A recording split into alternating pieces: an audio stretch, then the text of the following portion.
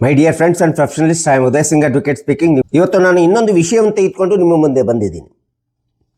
ಇವತ್ತು ನಾನು ಆಯ್ಕೆ ಮಾಡ್ಕೊಂಡಿರ್ತಕ್ಕಂಥ ವಿಷಯ ಅಂತಂದ್ರೆ, ಲಿಖಿತ ಹೇಳಿಕೆ 120 ದಿನದೊಳಗೆ ಕೊಡತಕ್ಕಂಥದ್ದು ಕಡ್ಡಾಯವಲ್ಲ ಅಂತ ಹೇಳ್ಬಿಟ್ಟು ಕರ್ನಾಟಕದ ಹೈಕೋರ್ಟ್ ಒಂದು ಮಹತ್ವದ ತೀರ್ಪನ್ನು ಕೊಟ್ಟಿದೆ.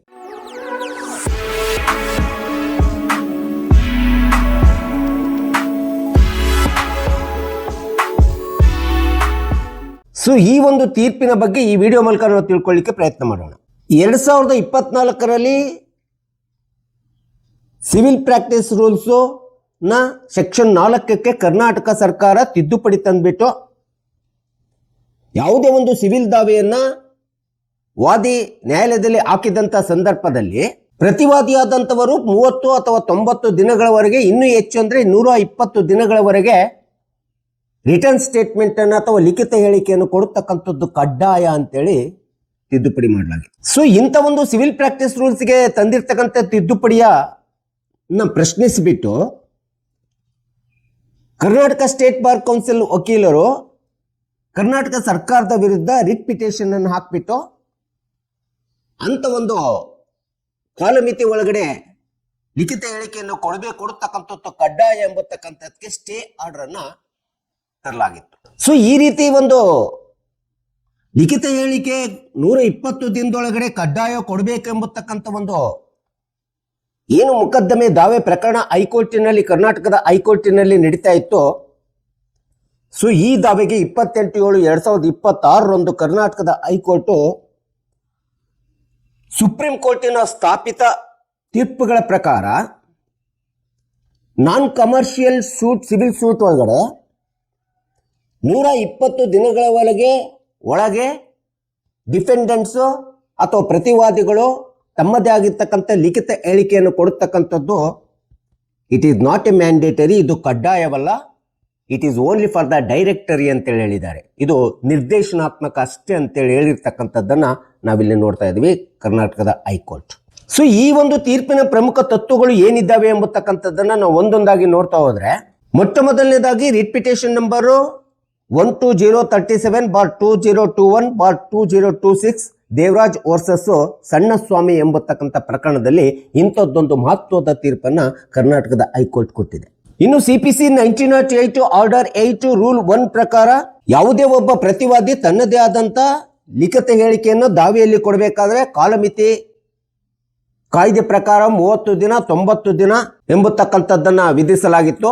ಈ ಒಂದು ತೀರ್ಪಿನೊಳಗಡೆ ಕರ್ನಾಟಕದ ತೀರ್ಪು ಹೇಳುತ್ತಿದೆ ಅದು 30 ದಿನ ಇರ್ಬೋದು, 90 ದಿನ ಇರ್ಬೋದು, ಅಥವಾ 120 ದಿನಗಳವರೆಗೆ ಏನು ಕಾಲಮಿತಿಯನ್ನು ಕೊಟ್ಟಿದ್ದೀವಿ, ಈ ಒಂದು ಕಾಲಮಿತಿ ಯಾವುದೇ ನ್ಯಾಯಾಲಯದ ಅಧಿಕಾರವನ್ನು ಸಂಪೂರ್ಣವಾಗಿ ಕಿತ್ತುಕೊಳ್ಳುವುದಿಲ್ಲ ಎಂಬತಕ್ಕಂಥದ್ದನ್ನು ಸ್ಪಷ್ಟವಾಗಿ ವ್ಯಕ್ತಪಡಿಸಿದೆ.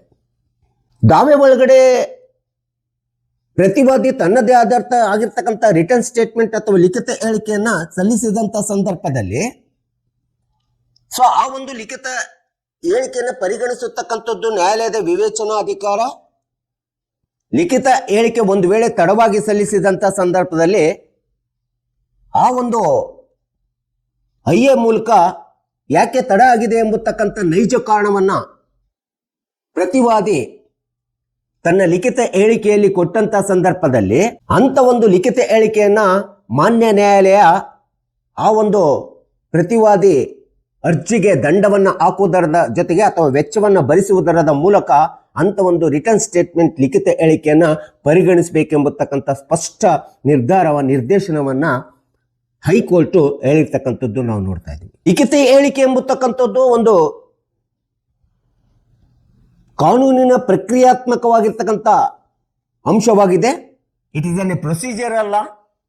ಇಂಥ ಒಂದು ಪ್ರೊಸೀಜರ್ ಅಲ್ಲ ಎಂಬತಕ್ಕಂಥದ್ದು ನ್ಯಾಯದಾನವನ್ನ ಸುಗಮಗೊಳಿಸಲು, ಸರಳಗೊಳಿಸಲು ಇದೇ ಹೊರತು ತಡವಾಗಿ ಲಿಖಿತ ಹೇಳಿಕೆಯನ್ನ ಕೊಟ್ಟಿದ್ದಾರೆ ಎಂಬತಕ್ಕಂಥ ತಾಂತ್ರಿಕ ಕಾರಣವನ್ನ ತೆಗೆದುಕೊಂಡ್ಬಿಟ್ಟು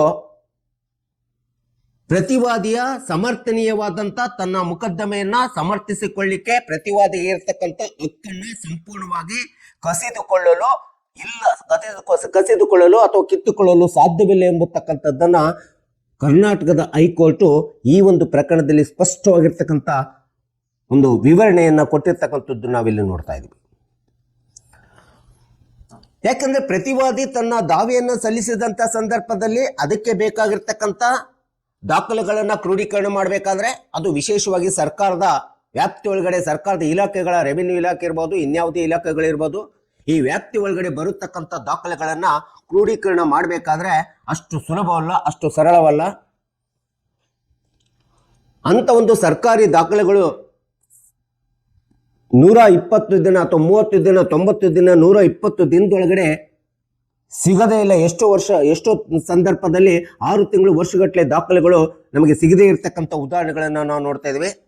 ಅಂತ ಒಂದು ದಾಖಲೆಗಳಂದ್ರೆ ಜಿನಾಲಜಿ ಇರ್ಬೋದು, ಕುಟುಂಬದ ವಂಶವೃಕ್ಷ ಇರ್ಬೋದು, ಪಹಣಿಗಳಿರ್ಬೋದು, ಮುಟೇಶನ್ ಇರ್ಬೋದು, ಸರ್ವೆ ಸ್ಕೆಚ್ ಇರ್ಬೋದು, ಮತ್ತೆ ಎನ್ಕಂಬ್ರೆನ್ಸ್ ಸರ್ಟಿಫಿಕೇಟ್ ಇರ್ಬೋದು, ಹಳೆ ಒಂದು ದಾಖಲೆಗಳು ಇರ್ಬೋದು.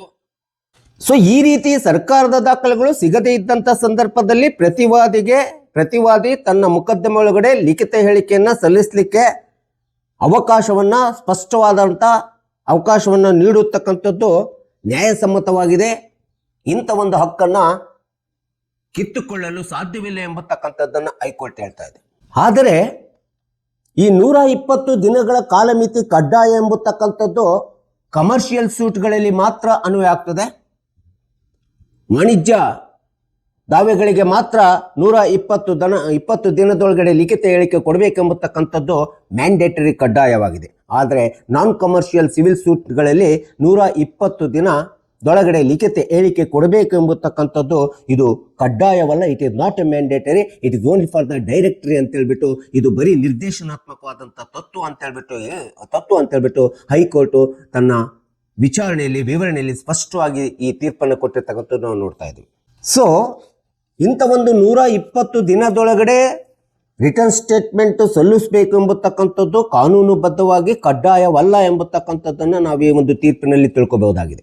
ಸೊ ಈ ರೀತಿಯಾದಂಥ ಒಂದು ಪ್ರಕರಣಕ್ಕೆ ಅನ್ವಯಿಸಲಾಗಿರ್ತಕ್ಕಂಥ ಸುಪ್ರೀಂ ಕೋರ್ಟಿನ ಕೆಲವೊಂದು ತೀರ್ಪುಗಳನ್ನ ನಾವಿಲ್ಲಿ ನೋಡ್ತಾ ಹೋದ್ರೆ, ಕೈಲಾಶ್ ವರ್ಸಸ್ ನನ್ನು 2005 CPC ಆರ್ಡರ್ 8 ರೂಲ್ 1 ಕಾಲಮಿತಿ ಎಂಬತಕ್ಕಂಥದ್ದು ಬರೀ ಇದು ಒಂದು ಮಾರ್ಗದರ್ಶಕವಾದಂಥ ತತ್ವ ಅಂತೇಳಿ ಈ ಒಂದು ಪ್ರಕರಣದಲ್ಲಿ ಹೇಳಿರ್ತಕ್ಕಂಥದ್ದು ನಾವು ನೋಡ್ತಾ ಇದ್ದೀವಿ. ಇದು ಸುಪ್ರೀಂ ಕೋರ್ಟಿನ ರೆಫರೆನ್ಸ್ ಕೇಸ್. ಇನ್ನೊಂದಂತಂದ್ರೆ ಭರತ್ ಕರ್ಲಾ ವರ್ಸಸ್ ರಾಜಕಿಶನ್ ಚಾತ್ರಾ.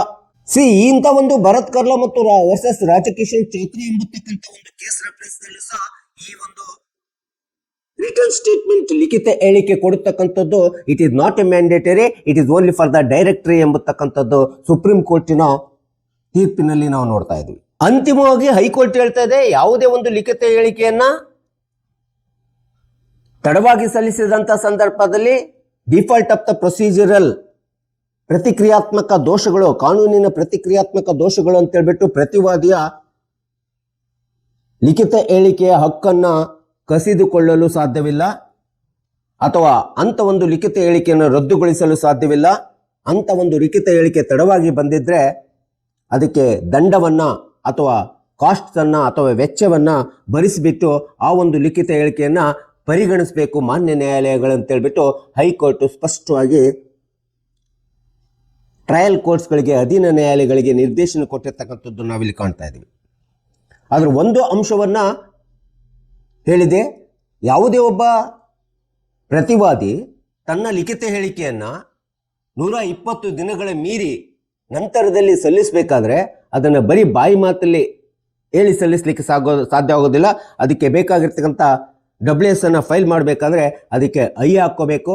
ಯಾಕೆ ತಡವಾಗಿದೆ ಎಂಬತಕ್ಕಂಥ ಡಿಲೇ ಕಂಡೋನೇಷನ್ ಅನ್ನು ಹಾಕೊಂಡ್ಬಿಟ್ಟು ಆ ಒಂದು ಮತ್ತು ಡಿಲೇ ಕಂಡೋನೇಷನ್ ಅಫಿಡವಿಟ್ ಒಳಗಡೆ ಸ್ಪಷ್ಟವಾಗಿ ತಿಳಿಸ್ಬೇಕಾಗುತ್ತೆ. ಯಾಕೆ ಲಿಖಿತ ಹೇಳಿಕೆಯನ್ನು ನಾನು ತಡವಾಗಿ ಸಲ್ಲಿಸ್ತಾ ಇದ್ದೀನಿ ಎಂಬತಕ್ಕಂಥದ್ರ ಬಗ್ಗೆ ಸ್ಪಷ್ಟವಾದಂಥ ಕಾರಣವನ್ನು ಕೊಟ್ಟು, ನೈಜ ಕಾರಣವನ್ನು ಕೊಟ್ಟು ನಂತರದಲ್ಲಿ ಆ ಒಂದು ತಮ್ಮ WS ಅನ್ನ ರಿಟರ್ನ್ ಸ್ಟೇಟ್ಮೆಂಟ್ ಅನ್ನ ಮಾನ್ಯ ನ್ಯಾಯಾಲಯಕ್ಕೆ ಸಲ್ಲಿಸಿದಾಗ ಮಾನ್ಯ ನ್ಯಾಯಾಲಯ ಅದನ್ನು ಪರಿಗಣಿಸಬೇಕು ಎಂಬತಕ್ಕಂಥ ಒಂದು ನಿರ್ದೇಶನವನ್ನ, ಒಂದು ಲ್ಯಾಂಡ್ ಮಾರ್ಕ್ ಜಡ್ಜ್ಮೆಂಟ್ ಅನ್ನ, ತೀರ್ಪನ್ನ ಕರ್ನಾಟಕದ ಹೈಕೋರ್ಟು 28/7/2026 ಕೊಟ್ಟಿರ್ತಕ್ಕಂಥದ್ದನ್ನ ನಾವಿಲ್ಲಿ ಸ್ಮರಿಸಬೇಕಾಗುತ್ತೆ. ಹೀಗಾಗಿ ಇಂಥ ಒಂದು ತೀರ್ಪು ಕೊಟ್ಟಿರ್ತಕ್ಕಂಥ ಕರ್ನಾಟಕದ ಹೈಕೋರ್ಟ್ನ ನ್ಯಾಯಾಧೀಶರುಗಳಿಗೆ ಮತ್ತು ನ್ಯಾಯಾಂಗ ವ್ಯವಸ್ಥೆಗೆ ಒಂದು ಶ್ಲಾಘನೀಯ ಅಂತೇಳಿ ನಾವು ಹೇಳಬೇಕಾಗುತ್ತೆ. ಸೊ ಇದರಿಂದ ಪಕ್ಷಕಾರರಿಗೆ ಮತ್ತು ಸಾರ್ವಜನಿಕರಿಗೆ ಮತ್ತು ವಿಶೇಷವಾಗಿ ಡಿಫೆನ್ಸ್ ಪ್ರತಿವಾದಿ ಪರವಾಗಿ ಡಿಫೆಂಡೆಂಟ್ಸ್ ಪರವಾಗಿ ವಕಾಲತ್ತನ್ನು ಹಾಕಿರ್ತಕ್ಕಂಥ ಎಲ್ಲ ವಕೀಲ ವೃಂದಕ್ಕೆ ಬಂಧುಗಳಿಗೆ ತುಂಬ ಅನುಕೂಲಕಾರಿಯಾಗಿದೆ. ಒಂದು ಉತ್ಕೃಷ್ಟವಾದಂಥ ಉತ್ತಮವಾದಂಥ ತೀರ್ಪನ್ನು ಕೊಟ್ಟಿದೆ ಎಂಬತಕ್ಕಂಥದ್ದನ್ನು ನಾವು ಈ ಒಂದು ತೀರ್ಪಿನ ಮೂಲಕ ತಿಳ್ಕೊಳ್ಳಿಕ್ಕೆ ಅವಕಾಶ ಇದೆ ಅಂತೇಳಿ ಹೇಳ್ತಾ, ಸೊ ನಾನು ಈ ಒಂದು ವಿಷಯವನ್ನು ಕಕ್ಷಿದವರು ಸಾರ್ವಜನಿಕರು ಎಲ್ಲರೂ ತಿಳ್ಕೊಳ್ಳಿ ಎಂಬತಕ್ಕಂಥ ಹಿನ್ನೆಲೆಯನ್ನು ಇಟ್ಕೊಂಡ್ಬಿಟ್ಟು ಈ ವಿಡಿಯೋನ ಮಾಡಿದ್ದೀನಿ. ದಯವಿಟ್ಟು ನನ್ನ ವಿಡಿಯೋ ಇಷ್ಟ ಆಗಿದ್ದರೆ ಶೇರ್ ಮಾಡಿ, ಲೈಕ್ ಮಾಡಿ, ಕಮೆಂಟ್ ಮಾಡಿ ಮತ್ತು ನನ್ನ ಚಾನಲ್ಗೆ ಇನ್ನೂ ಯಾರೇ ಸಬ್ಸ್ಕ್ರೈಬ್ ಆಗಿಲ್ಲ ನೀವೆಲ್ಲರೂ ಸಬ್ಸ್ಕ್ರೈಬ್ ಆಗಬೇಕಂತ ಕೇಳ್ಕೊಳ್ತಾ ಇವತ್ತಿನ ವಿಷಯಕ್ಕೆ ವಿರಾಮವನ್ನು ಹೇಳ್ತೀನಿ. ಇನ್ನೊಂದು ವಿಷಯವನ್ನು ತೆಗೆದುಕೊಂಡು ನಿಮ್ಮ ಮುಂದೆ ಬರ್ತೀನಿ. ಜೈ ಹಿಂದ್, ಜೈ ಕರ್ನಾಟಕ.